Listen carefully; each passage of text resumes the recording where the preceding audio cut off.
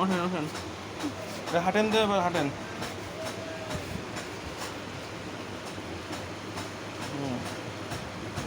খানিকটা হাঁটেন, খানিকটা হাঁটেন, এর পাশে ঘোরাঘুরি করেন। হাত উঠান তো, ডান হাত উঠান, বাম হাত উঠান, পা উপর উঁচু করে ধাপ্পা ফেলেন, পা উঁচু করে ধাপ্পা ফেলেন।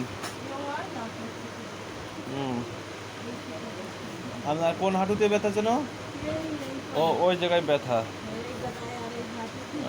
ওই হাঁটুতে ব্যথা। আর স্ট্রোকের সমস্যাও তো ওই পাশে হয়েছিল।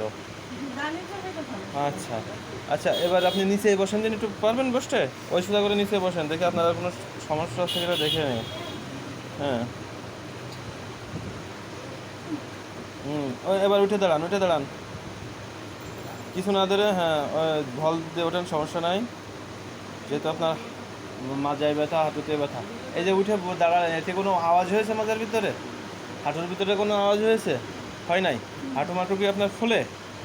মূল কথা, আপনার কী জন্যই টেস্ট করলাম, যে আপনার স্ট্রোক করছিলেন না, স্ট্রোক করার কারণে আপনার কোনো সমস্যা আছে কিনা দেখা দেন। তাই স্ট্রোক করার কারণে আপনারা কোনো এখন মেন সমস্যা হচ্ছে মাজায় ব্যথা, জ্বালা যন্ত্রণার জন্য আপনি হাঁটতে চলতে পারতেছেন না। হাঁটুতে ব্যথা হলে তো এমনি একটু টেনে টেনে হাঁটে, তা আপনি যেভাবে হাঁটলেন।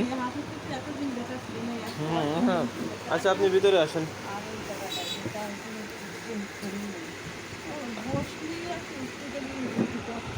হ্যাঁ, এখন মনে করেন তো এটা, হ্যাঁ এটা তো, হ্যাঁ এইটা তো মূলত এখন যে আপনার হাঁটু ব্যথা হচ্ছে আর মাজার জন্য। তাছাড়া স্ট্রোকের কারণে যে পা মা অবশ হয়ে গেছিলো, হাত পা অবশ হয়ে গেছে, এটা তো আর সমস্যা নাই।